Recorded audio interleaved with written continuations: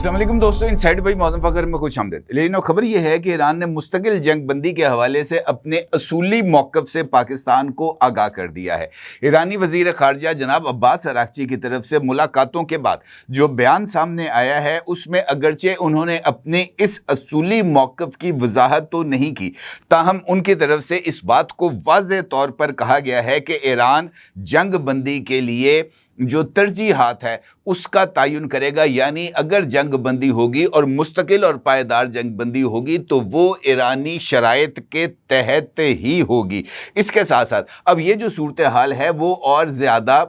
जिसे मैं अब ये कह सकता हूँ कि अगरचे वाज़ेह तौर पर सामने आ गई है, लेकिन ये एक कॉम्प्लेक्स्ड सिचुएशन की जानिब भी अक्कासी कर रही है। अब जो ईरानी तजावीज़ हैं उनको अमेरिका के साथ शेयर किया जाएगा। अलबत्ता ये बात तय है कि रावलपिंडी में होने वाली मुलाकात में सालसी को जारी रखने पर इत्तफाक पाया गया है। अब एक जानिब ये सूरत हाल है तो दूसरी जानिब पासदाराने इनकलाब ने नाकाबंदी ख़त्म ना करने की सूरत में खलीज फ़ारस में मौजूद अमरीकी बहरी असासों को निशाना बनाने की धमकी दी है, जबकि बरतानिया ने IRGC को दहशत गर्द तंजीम करार देने के लिए कानून साजी का ऐलान भी कर दिया है। ये जो तमाम डेवलपमेंट्स हैं ये अब किस जानिब इशारा कर रही हैं और ये सूरत हाल किस तरह पाकिस्तान को एक नए चैलेंज के लिए तैयार कर रही हैं, इसके ऊपर बात करते हैं, क्योंकि मुझे ऐसा लगता है कि अब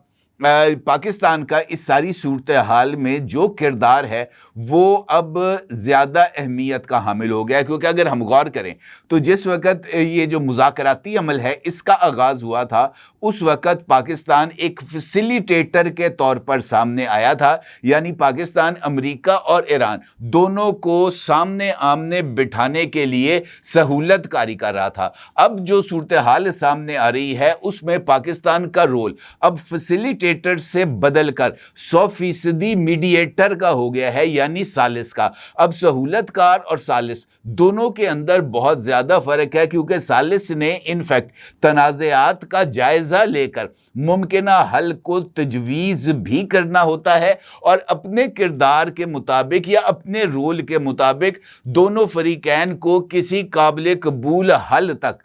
लेके आना भी होता है। इसका मतलब यह है कि अमेरिका हो या ईरान हो, ये जो दोनों ममालिक हैं इन्होंने पाकिस्तान के मीडिएटिंग रोल के ऊपर इत्तफाक कर लिया है और ये पाकिस्तान की गैर जानिबदारी के हवाले से एक बड़ी इंपॉर्टेंट डेवलपमेंट है। लेकिन इसके साथ साथ अगर हम दूसरी जानिब देखें तो बहुत सारे और भी पहलू सामने आते हैं। कल इस हवाले से एक सूरत हाल सामने आई थी जहां पर भारत में मौजूद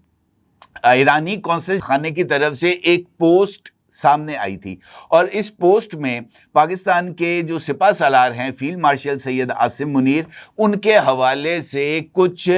काबिल एतराज़ रिमार्क्स को पास किया गया था। और ये बात याद रखने की है कि ये जो अकाउंट था इससे जो पोस्ट को शेयर किया गया था वो एक ऑफिशियल अकाउंट था। ये पोस्ट के सामने आने के बाद इस पोस्ट ने तकरीबन 16,000 व्यूज़ भी लिए और उसके बाद इस पोस्ट को हटा दिया गया। उसका अक्स आप इस वक्त अपनी स्क्रीन पर भी देख सकते हैं। और फिर वजाहत ये सामने आई कि ये जो तर्जुमा है इसकी गलती हुई है फ़ारसी से इंग्लिश में। तर्जुमे की गलती की बुनियाद पर यह जो तासुर है ये गलत गया, लिहाजा इस पोस्ट को ख़त्म किया जाता है। फिर कल ईरानी प्रेस टीवी के ऊपर भी एक जो मुबासा था उसके दौरान ये इस तरह के जो जुमले थे वो पास किए गए कि पाकिस्तान हमारा मौक़िफ़ तो सुन लेता है या अमेरिका का मौक़िफ़ तो बता देता है, लेकिन हमारे मौक़िफ़ से अमेरिका को आगाह नहीं करता। ये इनफैक्ट एक सिचुएशन थी जिसके अंदर इस सारे मामले को जनाब अब्बास अराग़ची साहब के पाकिस्तान आने से पहले कुछ दबाव में लाने की ख़ास तौर पर पाकिस्तान को एक कोशिश की गई। अब सूरत हाल ये है कि अब्बास अराग़ची साहब का पाकिस्तान का विजिट ऑलमोस्ट फाइनल हो गया है और अब वो पाकिस्तान से मस्कत की जानिब रवाना हो रहे हैं, जहां पर उनकी ओमानी हुक्काम के साथ मुलाकात है। इंपॉर्टेंट बात यह भी है कि पाकिस्तान के विजिट के बाद उनका ओमान जाना ये ओमान के साथ ईरान के करीबी ताल्लुकात की जानिब एक پہلو ہے اس کا، کیونکہ وہاں پر بہت ساری جو معاملات ہیں ان کے اوپر گفتگو ہونی ہے، اور خاص طور پر آبنائے ہرمز کی، جس کو بنیادی طور پر ایران اور عمان مشترکہ طور پر کنٹرول کرتے ہیں۔ اور یہ بات اب کہی جا رہی ہے کہ آبنائے ہرمز کو ممکنہ طور پر مستقبل میں جو ہے وہ خلیج فارس یا پرشین لیک کہا جائے گا، اور اس کو وہ عمان کے ساتھ شیئر بھی کریں گے۔ اب جس طریقے سے دنیا ملٹی پولر ہو رہی ہے، اور اب امریکہ کے علاوہ، اور خاص طور پر اگر ہم نے موجودہ دور میں دیکھیں تو امریکہ کی طاقت کو جس طریقے سے ایران نے چیلنج کیا ہے، اور جس طریقے سے ایران امریکہ کے سامنے کھڑا ہے، اس نے انفیکٹ امریکہ کی یہ جو واحد سپر پاور کا ٹیگ تھا اس کو تو قطعی طور پر ہٹا دیا ہے۔ اب دنیا جو ہے وہ ملٹی پولر جو ہے اس کی طرف شفٹ کر رہی ہے۔ چائنا اور رشیا اسی ایک جو نیا ورلڈ آرڈر ہے اس کے اہم ستون کے طور پر سامنے آ رہے ہیں، اور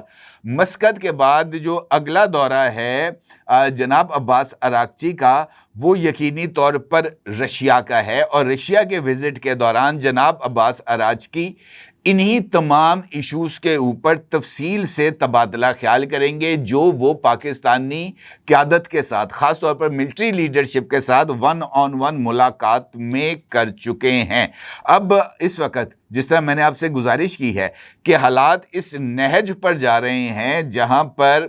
ایران اب ایک ایسی سٹیج پر چلا گیا ہے جہاں پر وہ اس ریجن کے اندر ایک طاقت کے طور پر سامنے آیا ہے جس کو نظر انداز نہیں کیا جا سکتا، اور یہی وجہ ہے کہ ایران اب زیادہ فورسفلی اپنا جو رول ہے اس کو فالو کر رہا ہے، اور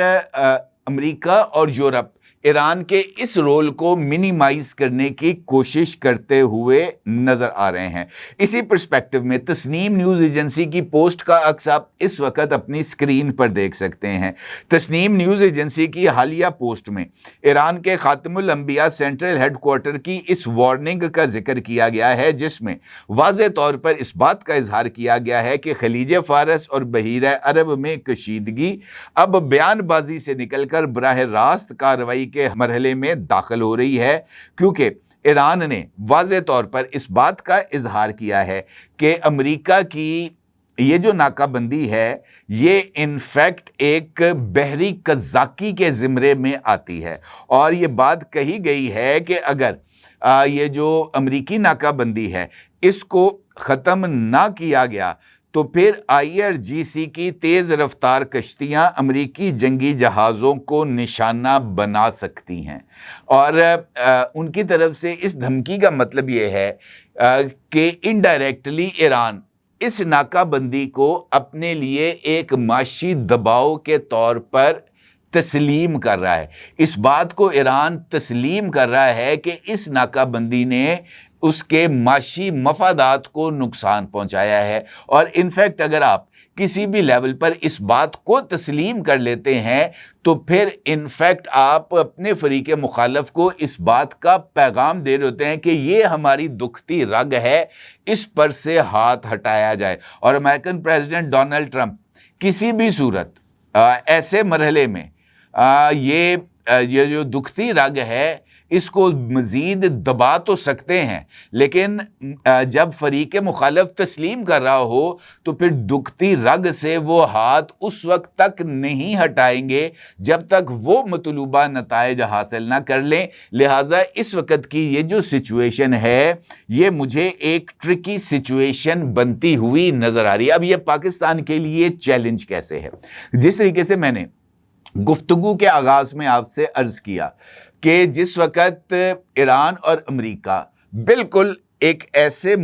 مرحلے پر پہنچ چکے تھے جہاں پر اگر ان کو کوئی روکنے والا نہ ہوتا تو American president Donald Trump Iran کے اندر تباہی، یعنی ان کے پل اور سول इंफ्रास्ट्रक्चर को यकीनी तौर पर तबाह कर देते, क्योंकि उस वक्त अमेरिकन प्रेसिडेंट डोनाल्ड ट्रंप ने जिस तरह गालियों भरी जुबान इस्तेमाल की थी वो उनकी फ्रस्ट्रेशन की पीक थी, और उस फ्रस्ट्रेशन की पीक पर कुछ बईद नहीं था कि अमेरिकन प्रेसिडेंट डोनाल्ड ट्रंप किस एक्सटेंट तक चले जाते। उस वक्त पाकिस्तान की मुदाखलत से 2 हफ्ते की एक सीज फायर तय पाई थी और मुज़ाकरात की राह हमवार हुई थी। उस मौके पर पाकिस्तान मीडिएटर नहीं था बल्कि पाकिस्तान फैसिलिटेटर था। अब पाकिस्तान का रोल फैसिलिटेटर से बढ़कर मीडिएटर का हो गया है, सालिस का हो गया है। तो इसका मतलब यह है कि उसने काबिल कबूल हल की तरफ दोनों फरीकैन को लेके जाना है। अब जिस तरीके से ईरान ने अपनी जो तजावीज़ हैं वो पाकिस्तान के साथ शेयर की और मुज़ाकरात के अगले दौर को नाकाबंदी के खात्मे से मशरूत कर दिया, और कह दिया गया है पाकिस्तान को कि जनाब नाकाबंदी ख़त्म होगी तो मुज़ाकरात होंगे, और जो मुज़ाकरात होंगे वो उन्हीं 10 नकात के ऊपर होंगे जिसकी बुनियाद पर मुज़ाकरात का आगाज़ हुआ था।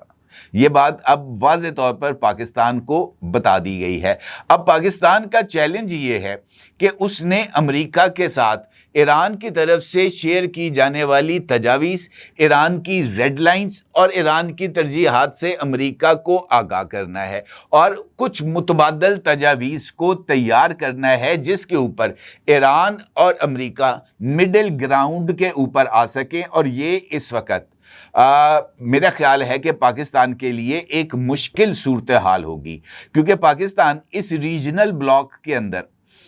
अपना एक अलग हैसियत रखता है। एक अहम अस्करी क़ुव्वत, एक अहम न्यूक्लियर क़ुव्वत के तौर पर पाकिस्तान इस रीजन के अंदर चाइना और रशिया के साथ अपने आप को मुकम्मल तौर पर अलाइन रख रहा है। यही वजह है कि अब्बास अराक्ची साहब से मुलाकात से कबल चाइनीज़ एम्बेसडर से पाकिस्तान में मुलाकात की शहबाज शरीफ साहब ने, और जनाब इसहाक डार साहब ने तुर्किया के वज़ीर ख़ारजा हकान फ़िदान और मिस्र के वज़ीर ख़ारजा से भी टेलीफोनिक कॉन्वर्सेशन की, और इसके साथ साथ सरगई लारोफ के साथ जो कि रशियन फॉरेन मिनिस्टर हैं उनके साथ भी बातचीत की गई। लिहाजा पाकिस्तान एक ब्रॉडर स्केल के ऊपर रीजन की ताकतों के साथ मिलकर मामलात को हैंडल करना चाहता है। वो अकेले कोई ऐसी तजवीज़ नहीं देना चाहता जिसकी बुनियाद पर वो रीजन में अपने दोस्तों को नाराज़ कर सके। ये पाकिस्तान का एजेंडा कतई तौर पर नहीं है, और यही चैलेंज है कि किस तरीके से आगे बढ़ा जाए। क्योंकि जिस तरह मैंने पिछली वीडियो में आपके साथ अर्ज़ किया था कि हज आ गया,